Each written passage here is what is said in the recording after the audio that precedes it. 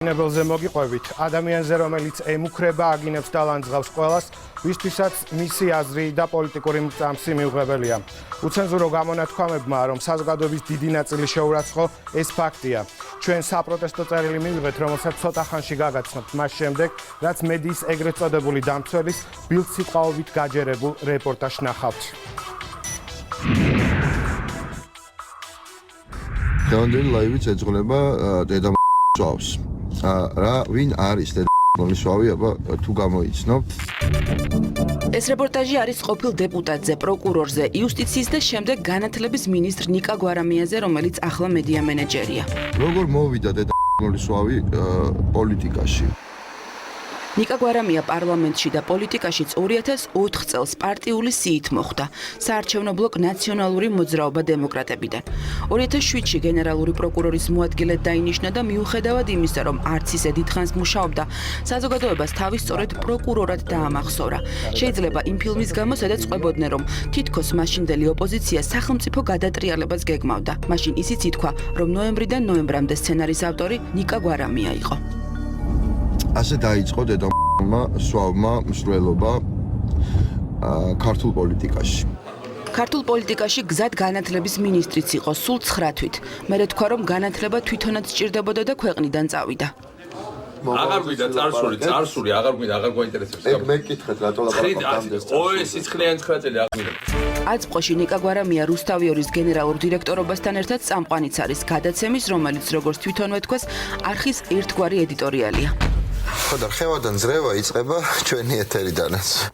ასე დაიწყო გადაცემა საპრეზიდენტო არჩევნებამდე რამდენიმე თვით ადრე და დღემდე მუშაობს ხელისუფლების შესაცვლელად. უნდა გადავაგდოთ რეჟიმი. ძალიან მარტივია.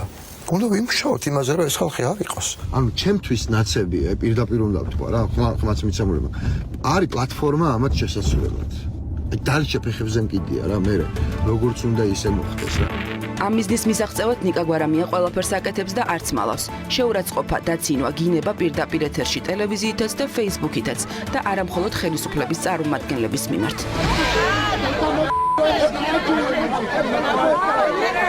ქვეყანას დედა აქვს. აი ეგეც ჩვენი ბანძობა საზოგადოების და ფარჩაკობა. შუბაში ჩაცმული ნავტალინიანი ქალი. პარიზიდან რო ჩამოვიდა, ამიტომ სვეტია. იდიოტი, არაფრის მცოდნე. კი არა იმაზე უფრო მწყობრად. რას გავს იქ უბრალოდ წაშლილი, აბსოლუტურად სახე წაშლილი, გამათხოვრებული, როგორ ლაპარაკობს. აი ხა ეს უფრო სიმპათიური საბეჭდილებას ახდენს თუ პრემიერი ბახტაძე. შენი დედა გურამ მეჩითოვო. აი ესე მინდა გითხრა, ნაბიჭვარო, ნაძირალა და ვირიშვილო. ის არის ტელევიზიის დირექტორი და შეუძლია არ მოусმინოს არც პროდიუსერს, არც მედიის თემებზე მომუშავე ორგანიზაციებს და არც თანაწამყვანს, რომლებიც აფრთხილებენ, რომ სხვის პირად ცხოვრებაზე პირდაპირ ეთერში არ უნდა ისაუბროს. მე ვიცი რომ ეკას ძალიან არ უნდა რომ ამაზე ვილაპარაკო და მესმის მისი, მაგრამ ეს უნდა თქვა. ეს დღე და განცხადება მედია მონიტორინგის ანგარიშიც მოხდა. 21 ნოემბერს, როდესაც სალომე ზურაბიშვილის შვილმა გრიგოლ ვაშაძის შვილი დებატებში გამოიწვია, ნიკა გვარამიამ თქვა, რომ ხელისუფლება წელს ქვემოთ დარტყმებზე გადავიდა, რის შემდეგაც ისაუბრა სალომე ზურაბიშვილის პირად ურთიერთობებზე. ქალისთვის, რომელიც იძახის, რომ მართმადიანი ვარო, ეხა ახსნას მართმადიანობის პრინციპებით მისი საქციელი. დასკვნაში ისიც წერია, რომ გადაცემის წამყვანის მხრიდან რელიგიით მანიპულირება არაეთიკურია, თუმცა ეს არ ყოფილა არაეთიკურობის არც პირველი და არც ბოლო შემთხვევა. ხო და ვიტყვი თუ არა ეთერში ეს ყველაფერი თქო, ეგ არ გადამიწყვეტია ჯერ ვფიქრობ. ბევრი იფიქრა თუ ცოტა, ასე მოიფიქრა. რა ხდება დღეს საქართველოში გიორგი? მართალი. გვარამიამ უკვე თქვა, რომ ეს არის ლექსიკა, რომლითაც ყველაზე უკეთ გამოხატავს სათქმელს და ახლა უკვე ლაპარაკს სულ ასე აპირებს. და ფორმა ამისთვის მოსანახი რომ ეს ყველაფერი ბოლო და აღარ ვიყოთ სოფლის ბოლო. დავიღალე. სიუჟეტის ავტორი შორინა ხუჩია გვერდდება პირდაპირ ეთერში. შორინა საღამომშვიდობის, როდესაც საუბრობთ ეთიკაზე, არ ვიცი უნდა ვისაუბროთ თუ არა ეთიკაზე, მაგრამ როგორია შეფასებები, ვის შეხვდი და რას ამბობენ უცენზურო გამონათქვამებზე. მე აღვნიშნე სიუჟეტის წინ, რომ საზოგადოების დიდი ნაწილი არის აღშფოთებული და ვიცი რომ ოდნავ მოგვიანებით უკვე სპეციალურ წერილსაც გაგვაცნობ. წერილზე ბოლოს ვილაპარაკებ, მანამდე გეტყვით რომ რეპორტაჟშიც ვახსენე, მანამდე რომ ნიკა გვარამიას არაეთიკური გამონათქვამები მოხვდა მედია მონიტორინგის ანგარიში, რომელიც მოიცავდა წინა საარჩევნო პერიოდს შესაბამისად ბოლო დროის გადაცემებზე იქ არაფერი წერია რუსთავიორის დირექტორის არანორმატიულ ლექსიკაზე და შეურაცხყოფილ განცხადებებზე. მასალა მოამზადა მედია ჩეკერმაც, მაყურებელმა რომ იცოდეს, ეს არის ვებ-პორტალი, რომელიც მედიაში განთავსებულ ჟურნალისტურ პროდუქტს აკვირდება და დარღვევებზე და ხარვეზებზე ამზადებს სტატისტიკას და სწორედ ამ პორტალზე იძებნება ჟურნალისტ ლაშა ქავთარაძის სტატიაც სათაურით კვირის აქცენტების პრობლემური აქცენტები. ეს სტატიაც არის წინა საარჩევნო პერიოდში მომზადებული და შესაბამისად ნიკა გვარამიას ბოლოდროინდელი განცხადებები არც ამ სტატიაში მოხვედრილა. დაუსაბუთებელი ბრალდებები ჟღერდებოდა ხოლმე ძალიან ხშირად და მეორე იყო განსაკუთრებით დიდი ოდენობით უხეში ტერმინოლოგია თუ არაეთიკური გამონათქვამები, მათ შორის ერთ-ერთი თანაწამყვანის მხრიდან. მაუწყებელთა ქსევის კოდექსი მოუწოდებს ტელეწამყვანებს და ჟურნალისტებს, რომ განსაკუთრებული სიფრთხილით მოეკიდონ შეურაცხყოფელი ლექსიკის გამოყენებას ტელეეთერებით, მათ შორის თქვათ ისეთ გადაცემებში, რომელიც არის ედიტორიალი და რომელიც არის საავტორო გადაცემა. ჩვენმა რესპონდენტმა ახსენა არაეთიკური და შეურაცხყოფელი განცხადებები და ასეთი ნახეთ ბევრი რეპორტაჟი, რაც შეეხება არაზუსტ მცდარ ინფორმაციას.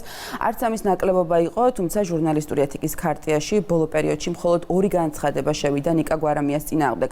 ორივე შემთხვევაში მას ედავებოდნენ არაზუსტი ინფორმაციის გავრცელებას და ორივე შემთხვევაში ითქვა, რომ გვარამიამ ნამდვილად დაარღვია ეს პრინციპი. ჩვენი კიდევ ერთი რესპონდენტი, ნათია კუპრაშვილი ამბობს, რომ მსგავსი ტიპის გამონათქვამებზე საზოგადოებას უნდა ჰქონდეს რეაგირება და ამისთვის კანონშიც და მის გარეთაც უამრავი მექანიზმი არსებობს, მაგალითად იგივე ჟურნალისტური ეთიკის ქარტია, მედიის თვითრეგულირების ორგანოები, ბუნებრივია სასამართლო, სადაც შესაძლებელია სამოქალაქო დავის წამოწყება იმ შემთხვევაში, თუ კი ჟურნალისტი წამყვანი შეურაცხყოფას მიაყენებს ვინმეს ღირსებას და პატივს. იმ ქვეყნებში, სადაც ცხელად მედიაში არსებული პრობლემების მიმართ, იმიტომ რომ როგორც ჩანს, საზოგადოებას ახლა ამისთვის ან არც ძალიან სხვა პრობლემებით არის დაკავებული, იქ არის მიმართვიანობა, იქ არის განხილვები და რასთავარი არის რეაგირებები მედიათა მხრიდან. ანუ სწორდება, უმჯობესდება მედია და ხდება უფრო უკეთესი.